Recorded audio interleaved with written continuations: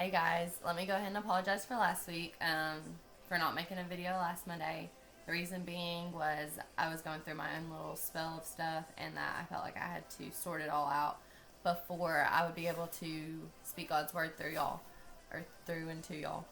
Um, Also, I want to apologize. I'm a little sick, so you're going to hear me sounding like this for the rest of this video. I hope it's not too distracting. Hopefully next week it'll be all gone and I'll be good. But this is what we got to deal with this week.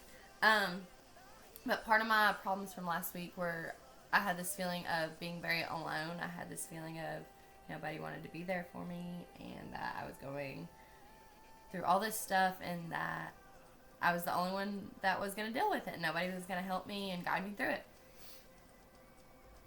And so that's what I want to talk on today. The definition of alone is to be separated, to be put apart, and to be isolated from others.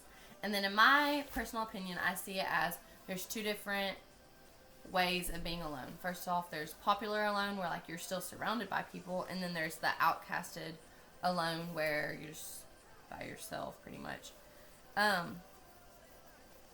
Popular alone is whenever you are surrounded by people and things, but you constantly have this internal emptiness, this internal void in the pit of your stomach where you feel like something's missing. Even though you're surrounded by so many friends and you're surrounded by just stuff, and you have all these plans and you do all these things, and from the outside looking in, like it looks like you have your whole entire life together, like you're just good to go, like everything's just laid out in front of you. Pretty much like you're living it up. You're just living up life on earth. But whenever you see yourself, you see this constant emptiness. And what that comes from is whenever we put our emphasis on outside things, whenever we put too much emphasis on our significant other, whenever we put too much emphasis on school, whenever we put too much emphasis on our work, whenever we put too much emphasis on what we're going to do Friday night, we create this emptiness inside of us that only God can fill. He's the only one that can fill our emptiness. And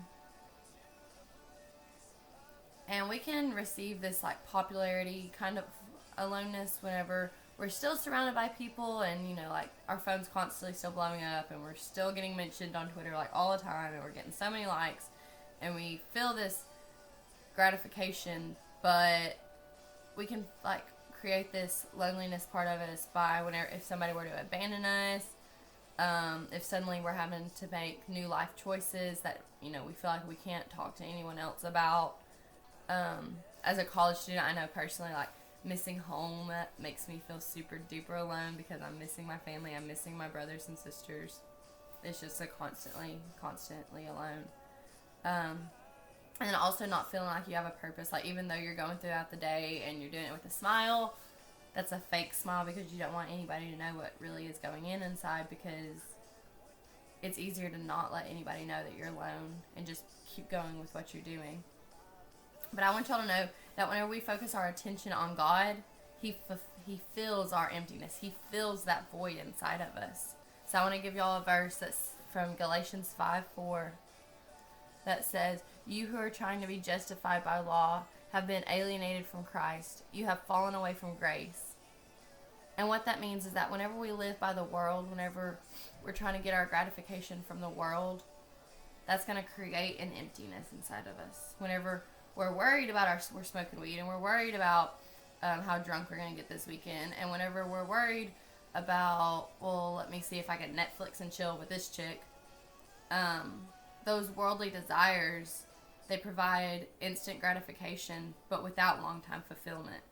I've heard so many stories about, like, especially this past weekend, people's testimonies of feeling like, of going through these times and periods in their life whenever they felt so empty, but they were doing what the cool crowd was doing, but they've never felt so empty in their whole entire life. And it finally took them taking that stand, saying that I'm serving God, for them to get that void filled, for they had to follow their spirit instead of their flesh for them to receive fulfillment. And that's what the Holy Spirit does. And that's whenever you follow Christ, whenever you commit yourself to Christ, that's what happens. you receive that continuous satisfaction. You receive like continuous joy and fulfillment, and that hole and that loneliness in your life, it goes away. The second kind of alone that I want to talk about is outcasted alone. And that's whenever you feel like you're the only one in the whole entire world. You're the only one that cares about yourself. Almost like you're thrown into this big old fish bowl and there's no one in there that can teach you how to swim. So you're just drowning. And you're watching everybody else like go through doing what they're doing. And you're like, wow, I wish I could do that. But again, you don't know how to swim. And nobody's there to teach you. You have this loneliness about it. Personally, this is how I felt. A week ago, I felt like nobody cared or wanted to even listen to me, nobody allowed me to confide in them, or I just didn't realize that they were, which, either way. I know I'm the kind of person where I feel like everybody always confides in me, and it's funny because, like, there's always this little thing on Twitter where, like, whenever your friends have problems, then you to your friends whenever you have problems. And that was literally like my life. Like, I'll let anybody come and cry on my shoulder, but where's my person to cry on their shoulder? But God says in Isaiah 41:10, so do not fear, for I am with you. Do not be dismayed, for I am your God. I will strengthen you and help you. I will uphold you with my righteous right hand. During my time, I felt like even God had turned away from me because he wasn't speaking to me, he wasn't encountering me, and because I was just so joyless that I just assumed that God had left me too. I read this and it automatically spoke to me and said that, even whenever God is silent, he's still there. He's still holding you behind. He wants you to confide in him. Whenever emptiness threatens to fall on you, look inward to the place where the Lord resides. It's those times of ultimate defeat and ultimate just blahness. That's whenever God shows up. God shows up in your lowest of times. And whenever you're sitting in your room crying your eyes out because you feel so alone and just wishing that someone would listen, how about for once y'all start speaking with your mouth and start talking to God and tell him how you feel. Tell him your problems. Confide in him, y'all. That's what I need y'all to realize. So many times somebody will be like, will you pray for me for this? And we'll be like, yeah, but we never do. I'm totally guilty of that. We have those times in our life whenever we make these promises, but we never go through with them. So make me a real promise right now that whenever you get this loneliness, you'll find the ultimate comforter. You'll find the Holy Spirit. You'll talk to him. You'll speak through him. And he will confide in He will let you confide in him. He will let you hold his peace. He'll give you that peace. Our God, he brings joy and he never leaves you. He needs you to look at him for ultimate fulfillment. Let him fill that void. And I know this sounds like such a easy way to answer all the problems, but it's how you fix it. It's this ultimate solution. And that's sometimes that we think it's so much more difficult than what it really is to fix all of our internal struggles. When at the end of the day, if we just give it up to God, he fulfills it. He fills our voids. He fixes our problems. He is our solution. Whenever, especially this, Jesus speaks of a parable of the lost sheep. And I read this and I was like, oh my gosh, this really is how God feels about me. And it's Luke 15:4-6. And it says, suppose one of you has 100 sheep and loses one of them. Does the shepherd not leave the 99 in the open country to go after that one sheep until he finds it? And when he finds it, he joyfully puts it on his shoulders and goes home. Then he calls his friends and neighbors together and says, rejoice with me, for I have found my lost sheep.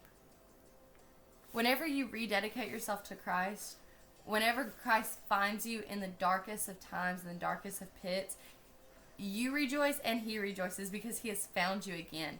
You rejoice because suddenly you're brought back up to the light, that suddenly this emptiness of loneliness, you're fulfilled and that void is gone. And so you are rejoicing because Christ is so good.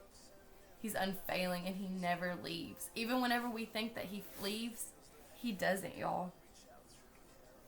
And sometimes it takes trials to show us that God really is our relief. James 1:3.